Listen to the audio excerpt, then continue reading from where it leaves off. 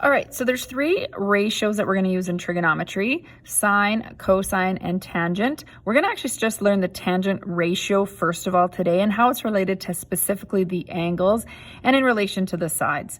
So the formula for tangent ratio, okay, so if the angle is an acute angle and a right angle, then this is the formula that we're going to use. So we say tan theta, and again, sometimes people put an X symbol, but it's very clear then you're dealing with an angle if we use the theta symbol, is equal to opposite over adjacent.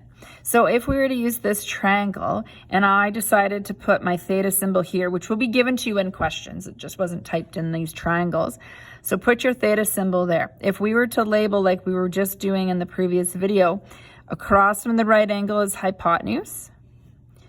Theta, if I go across the way, that is, opposite. I was misspelling the O. And then next door is adjacent or beside it. Okay, so the value of the tangent ratio is expressed as a fraction or decimal that compares the lengths of the side. So if we're actually just asking for the ratio, right, what is tan x and tan z, it's just practicing with our formula here. So if I want to know tan of angle x, so angle x is my theta, I'm going to look here. Okay, we know that the formula is opposite over adjacent. So if I look at the side that's opposite x, that is side 6. So this would be equal to 6 divided by, and I look at the side adjacent is 12 because it's opposite over adjacent. Then we would reduce this. 6/12 reduces to 1 over 2. Or if you were asked to write it as a decimal, 0.5.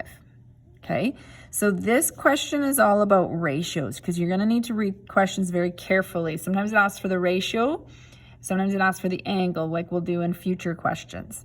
Okay, now if we leave our answer as a fraction, this would be the ratio as a fraction, just so this is super, super clear.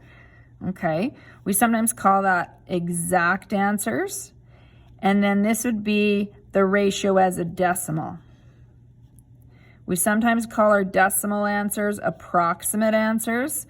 That's more so if we had to round off. We didn't have to round off with 0.5, so in this instance, there's not a whole lot different. All right, it also asks for tan of z. So tan of angle z. So if this is angle z, maybe I'll use like pencil or just a different color pen. I have a red pen here. So z, the opposite side would be 12.